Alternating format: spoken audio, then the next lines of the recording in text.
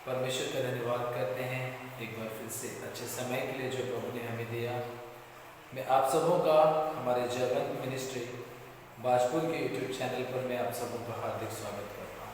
प्रियो, आज एक मैं बहुत अच्छी बात आप सबों के बीच में शेयर करना चाहता हूँ। हम सब जानते हैं कि जैसे कि आजकल का माहौल हमारे बीच में हुआ है और जैसे जैसे हम परिस्थितियों से होकर के गुजर रहे हैं, ये हमारे लिए मैं समझता हूँ कि बहुत गंभीर बातें हैं जिनके ऊपर हमें विचार करना चाहिए, जिनके बारे में हमें सोचना चाहिए। प्रियो, मैं अभी इस समय पर हमारे चर्च में नहीं हूँ और इस वीडियो को मैं आप लोगों के बीच में शेयर कर रहा हूँ। मैं इस समय पर कहीं पर मीटिंग के लिए आया था और मैं चाहता था कि यहाँ पर मैं एक वीडियो को आप लोगों के बीच में शेयर करूँ। इसीलिए मैं आपको आज बता देना चाहता हूँ कि बाइबल हमें ऐसा बताती है कि हमारे ऊपर दुख आना, संकटों का आना, तकलीफ़ों का आना और समस्याओं का आना बहुत ज़रूरी है, क्योंकि इन कष्टों में, इन तकलीफ़ों में, इन समस्याओं में हमें ये पता चलता है कि हम कितने प्रभु में मजबूत हैं और कितने प्रभु में कमज़ोर हैं। क्योंकि कहीं ना कहीं मैं समझता हूँ कि हमें इस बात को देखने को मिलता है कि बहुत सारे मैंने प्रभु के सेवकों को देखा है, वो अपने आप का इनकार करके वो पूरी तरीके से यहाँ से जा चुके हैं। जी हाँ, कहाँ से जा चुके हैं? प्रभु की सेवा करना उन्होंने छोड़ दिया है, बंद कर दिया है। क्यों? क्योंकि उनके अंदर डर बैठ गया है कि मुझे मार दिया जाएगा, जेल में बंद कर दिया जाएगा। अरे, दुख उठाने के लिए प्रभु ने आपको बुलाया है, दुख उठाने के लिए प्रभु ने आपको चुना है कि आप उसके लिए दुख उठाएं और प्रभु की महिमा करें। मैं समझता हूँ कि जितना दुख प्रभु के सेवकों ने उठाया, उनके दुखों के सामने मेरा और आपका दुख कुछ भी नहीं है। हम तो कितना दुख उठा रहे हैं, थोड़ा सा दुख उठा रहे हैं। आपको पता है, बहुत सारे प्रभु के सेवक जो अपनी कमाई करने के लिए या अपनी जेब भरने के लिए, बहुत सारे सेवक ऐसे निकल पड़े थे, लेकिन इस विरोध के समय पर वो चुपचाप अपने घरों में जा करके छिप चुके हैं, बैठ चुके हैं। बहुत सारे ऐसे विश्वासी थे जो पास्टरों को आपस में लड़ाते थे। कभी किसी चर्च में जाना, उस पास्टर के बारे में बोलना, कभी किसी चर्च में जाना, उस पास्टर के बारे में बोलना कि अरे वो पास्टर आपके लिए ऐसा कहते हैं, वो पास्टर आपके लिए वैसा कहते हैं। बहुत सारे ऐसे विश्वासी भी थे जो पादरियों को, प्रभु के सेवकों को एक दूसरे की बुराई कर करके आपस में मनमुटाव कराने का काम करते थे, आपस में भिड़ाने का काम करते थे, लड़ाई झगड़े का काम करते थे। आज इस विरोध के चलते हुए वो भी चुपचाप अपने घरों में बैठ चुके हैं। क्यों? क्योंकि वो समझ गए इस बात को कि अब भैया इस समय पर निकलना खतरे से खाली नहीं है। मैं कहीं ना कहीं धन्यवाद देना चाहता हूँ परमेश्वर का कि जो विरोध हो रहा है, इस विरोध की वजह से मैं समझता हूँ कि बहुत सारे ऐसे लोग जो सिर्फ और सिर्फ अपनी पेट की कमाई कर रहे थे, ये जो बुराइयों में जीवन जी रहे थे, जो पाप और अधर्म में जीवन जी रहे थे, कहीं ना कहीं उन्होंने अपने जीवन के ऊपर लगाम लगाई है और उन्होंने उन सारे बुरे कामों को छोड़ दिया है। और आज अगर वो घर में बैठे हैं तो ये बहुत अच्छी बात है, कम से कम बुराई करने के लिए किसी प्रभु के सेवक के पास तो नहीं जाते। और आज हमारे लोकल के सारे पास्टर एकजुट हो चुके हैं, भारत के सारे प्रभु के सेवक एकजुट हो चुके हैं और मैं दुआ करना चाहता हूं और मैं आप सबों से निवेदन करना चाहता हूं कि आप एकजुट हो जाइए। मसीह के प्रेम में एक मजबूत संगठन बना लीजिए। जब आप पूरी तरीके से मजबूत हो जाएंगे तो मैं समझता हूं कि कोई भी विरोधी आपको तोड़ नहीं पाएगा। कोई भी मारपीट, कोई भी जेल, कोई भी कैद खाना आपको परमेश्वर की उस प्रेम भरे संगठन से अलग नहीं कर पाएगा। मेरे मसीह भाई बहनों और प्रभु के सेवकों, ये समय बहुत खतरनाक और गंभीर चल रहा है। इसलिए अपने इन सारी चीज़ों को सोचिए, समझिए, इन सारी बातों को समझिए। जबकि शैतान ने हम लोगों को पूरी तरीके से तोड़ने की और बिखेरने की योजना बना ली है, तो प्रियो, हम तो शैतान के ऊपर जयवंत हैं, तो हमें तो और भी ज़्यादा बड़ी योजना उसके लिए बनानी चाहिए ताकि शैतान को और उसके कामों को हम नष्ट कर सकें। हमारा दुश्मन कोई इंसान नहीं, कोई मनुष्य नहीं, कोई अन्य जाति का व्यक्ति नहीं, कोई अन्य समाज का व्यक्ति हमारा दुश्मन नहीं है। वो हमारा भाई है, वो हमारी बहनें हैं। लेकिन बस थोड़ी सी वो अपनी जाति, अपने धर्म को लेकर के थोड़े गुस्से में है, थोड़ी नाराजगी में है, और वो उसी गुस्से नाराजगी को लेकर के मेरे और आपके ऊपर अटैक कर रहे हैं। इसलिए मेरे उन भाई बहनों के लिए भी हम दुआ करें और उनकी जाति, उनके धर्म, उनके विश्वास, उनकी आस्था, उनकी धार्मिक पुस्तकें, उनके देवी देवताओं के बारे में कुछ भी आशब्द ना कहें, क्योंकि प्रभु का वचन नहीं कहता है। मैं आज आपको वचन के द्वारा बताना चाहता हूं कि अगर आज हम प्रभु के साथ में मजबूत होना चाहते हैं, प्रभु के साथ में चलना चाहते हैं, प्रभु की नजदीकी में चलना चाहते हैं, तो इस बात को अपने जीवन में स्वीकार कीजिए जो पौलुस ने अपने जीवन में देख करके और उसे महसूस करके संभाला है। मेरे साथ में निकालेंगे दूसरा कुरिन्थियों की पत्री उसका 11 अध्याय, और यहाँ पे प्रभु का वचन हमें बताता है 23 वचन में, क्या वे मसीह के सेवक हैं? मैं पागल की तरह कहता हूँ, मैं उनसे बढ़कर हूँ, अधिक परिश्रम करने में, बार बार बंदी होने में, अनगिनत बार पीटे जाने में, बहुधा मृत्यु के जोखिमों में। बहुत सारे लोग ऐसे प्रभु के सेवक आज भी आ चुके हैं जो अपने आप को कहते हैं, भैया मैं तो बहुत सच्चा प्रभु का सेवक हूँ, मैं तो बहुत ही प्रभु के लिए काम करता हूँ, लेकिन आज तक उन्होंने कभी भी सताव का सामना नहीं किया होगा। लेकिन आज जो लोग प्रभु के काम के लिए, उसके राज्य के लिए सताव का, विरोध का सामना कर रहे हैं, उनके विषय में भी ऐसा ही प्रभु का वचन कहता है कि वो उनसे बढ़ करके हैं जो विरोध नहीं सह रहे हैं। ऐसे ही प्रियो, अगर आप और मैं विरोध सह रहे हैं तो ये हमारे लिए बहुत गर्व की बात है और बहुत आशीष और बरकत में देने वाली बात है। लेकिन हम इस विरोध को दो प्रकार से देख सकते हैं। एक, मसीह के सुसमाचार को खराई और सच्चाई, ईमानदारी के साथ लोगों तक पहुंचाने की वजह से विरोध का सामना कर रहे हैं, या फिर हम अपने कुछ अपशब्द के द्वारा उन विरोध का सामना कर रहे हैं। तो अपने उन अपशब्द को खत्म करें अपनी जिंदगी से, और किसी को पल भर में भी जैसे आग झपकते हैं हम, इतना भी किसी को मौका मत दीजिए कि वो आपकी बात पकड़े और आपको जेल खाने में बंद करने के लिए पूरी की पूरी पब्लिक को इकट्ठा कर सके। यहाँ पर पौलुस सुसमाचार सुनाने की वजह से बार बार पीटा गया, बार बार उसे मारा गया, बार बार वो मृत्यु के जोखिमों में रहा, और फिर वो कहता है कि मैंने 5 बार यहूदियों से 39 कोड़े खाए। उसने 5 बार खाए। क्यों? सिर्फ और सिर्फ सुसमाचार सुनाने के लिए और यीशु मसीह की खराई का प्रचार लोगों तक करने के लिए। इस वजह से उसने 5 बार 39 कोड़े खाए हैं। सोचिए प्रियो, एक प्रभु का सेवक जो सच्चाई और ईमानदारी के साथ में चल रहा है, उसने इतना दुख उठाया है, इतना कष्ट उठाया है, इतना परिश्रम उसने किया है। तो सोचिए कि मुझे और आपको कितना करना चाहिए। उन्होंने अगर आज ये परमेश्वर का वचन हमें ना दिया होता तो शायद आज हमारे पास तक ये प्रभु का वचन ना पहुंचा होता, लेकिन उन्होंने दुख उठाया, इसलिए आज वचन पहुंचा है।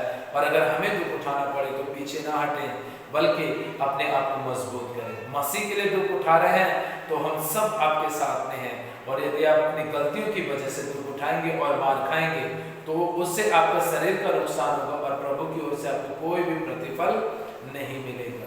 इसलिए मेरे भाइयों और मेरे बहनों, इस बात को समझिए और जानिए, प्रभु के साथ में चलिए। परमेश्वर आपके जीवन में काम करेगा, प्रभु आपको पूरी तरीके से संभालेगा।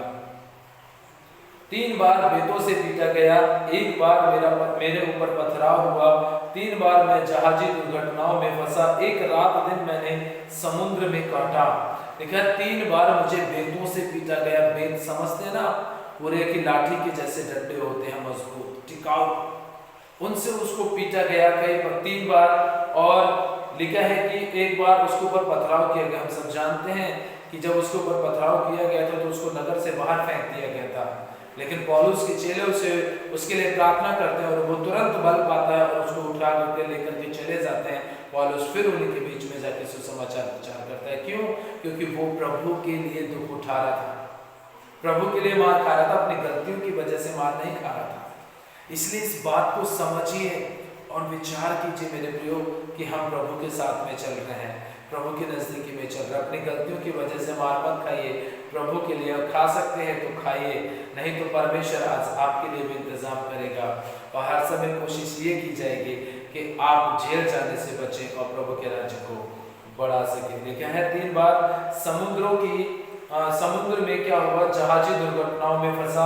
एक रात मैंने समुद्र में काटा, मैं बार बार यात्राओं में, नदियों में खतरों में, डाकुओं के खतरों में और देशवासियों के खतरों में, गैर यहूदियों के खतरों में। वो कह रहा है कि मैं हर तरीके के खतरे सहन करता रहा। क्यों?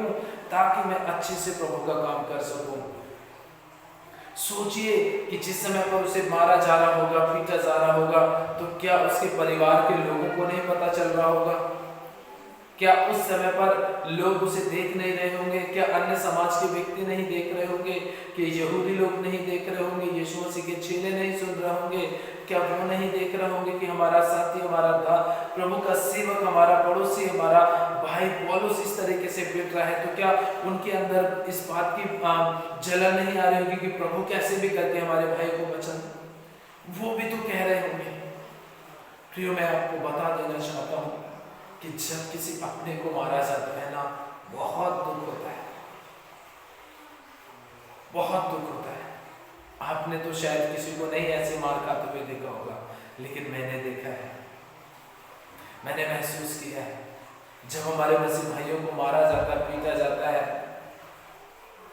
देश के प्रशासन, पुलिस कर्मचारी जब उनको मारते हैं, थप्पड़ मारते हैं, उनको जेल में बंद करते हैं, अनादर करते हैं उनका, बहुत गुस्सा आता है, जलन होती है अंदर से कि काश ऐसा अधिकार मिला होता कि मैं अपने भाई को छुड़ा करके और उन सभी लोगों को ये बता सकता था कि इनके ऊपर हाथ मत उठाना, नहीं तो अच्छा नहीं होगा।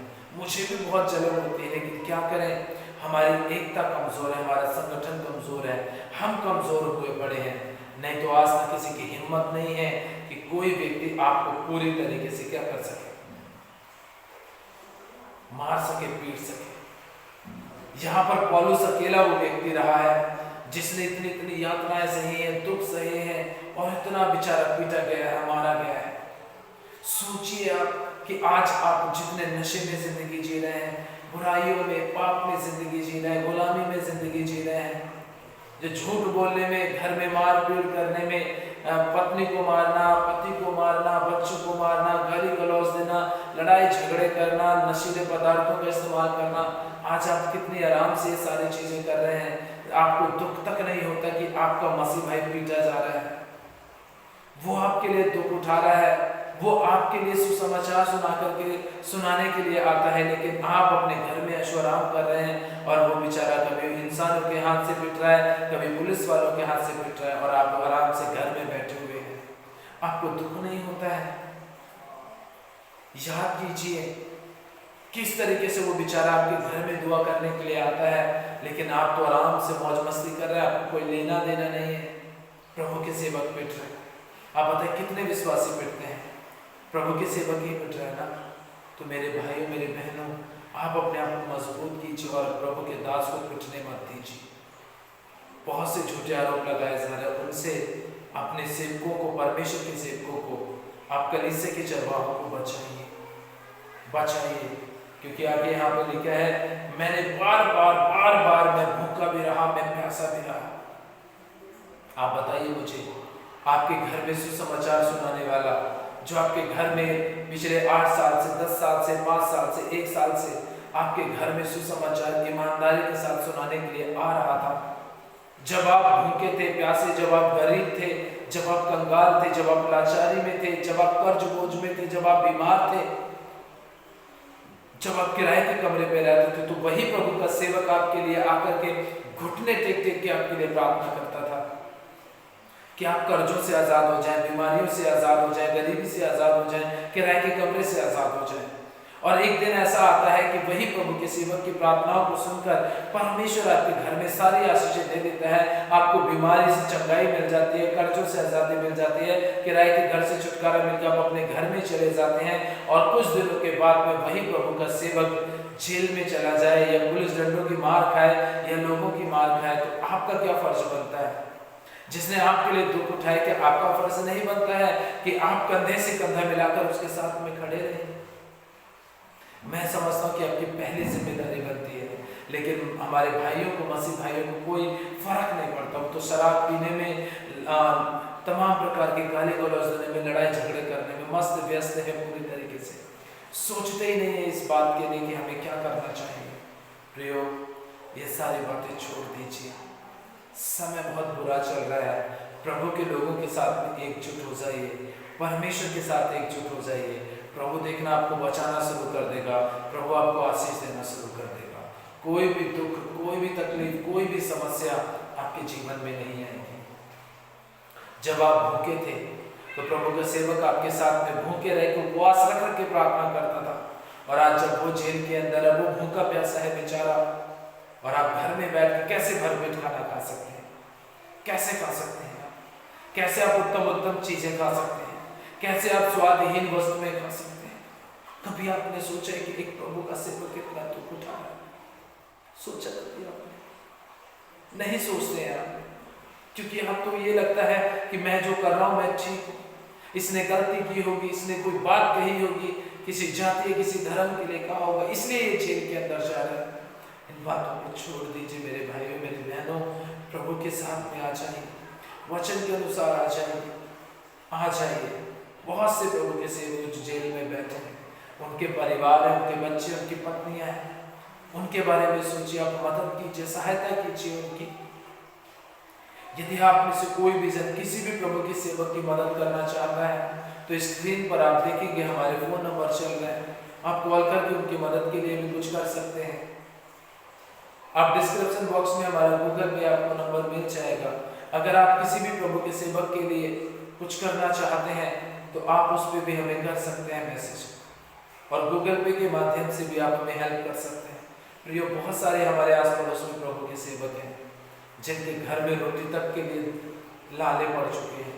हम सब मिलकर के उनकी मदद करें और सुसमाचार के द्वारा एक दूसरे को हिम्मत बनाएं, प्रभु के साथ में चलें, प्रभु के नजदीक में चलें। प्रियो, ध्यान दीजिए आप इस बात को और प्रभु के साथ में चलिए। मत कीजिए लापरवाही। अब एकता दिखाने का समय आ चुका है। अपने संगठन को, मसीह समाज को मजबूत करने का समय आ चुका है। संगठन को मजबूत करने का समय आ चुका है। इसलिए संगठन को मजबूत करें और प्रभु के साथ में चलें, ताकि परमेश्वर की महिमा बहुतायत के द्वारा होने पाए। अगर ये मैसेज आपको अच्छा लगा, ये संदेश आपको अच्छा लगा है, आप अपने यार दोस्तों में जो मसीह पे विश्वास करते हैं उन्हें भेजिए, ताकि उन्हें भी हिम्मत मिले, बल मिले, और आप और मैं एक साथ मिलकर के हम विरोध का सामना कर सके और अपने भाई बहनों के लिए आशीष का कारण बन सके। प्रियो, मैं लास्ट में इस बात को कहना चाहूँगा कि आप पूरी ईमानदारी और सच्चाई के साथ में परमेश्वर के नजदीक में चलिए, वचन से प्यार कीजिए, प्रभु के सेवकों को आपस में लड़ाना बंद कीजिए और अपने आप को भी लड़ाना बंद कर दीजिए। बुरे व्यवहार से अपने आप को बचाइए, प्रभु के सेवकों का आदर कीजिए, उनका सम्मान कीजिए, उनके साथ में चलिए, ताकि आप परमेश्वर की महिमा कर सकें और उसके नाम को ऊंचा उठा सकें। हालेलुया। आज के वचन के द्वारा परमेश्वर आप सबों को बहुत बहुत आशीष दें। अंतिम समय में हम अपनी जिंदगी को जी रहे हैं, उसे सच्चाई और ईमानदारी के साथ में जिए, ताकि प्रभु की मर्जी हमारे जीवन में पूरी हो सके। लास्ट में आप हमारे चैनल को, जयवंत मिनिस्ट्री बाजपुर के यूट्यूब चैनल को लाइक, शेयर, कमेंट और सब्सक्राइब करना ना भूलें। परमेश्वर इस वचन के द्वारा आप सबों को आशीष, सभी को प्यार भरे शब्दों में जय मसीह।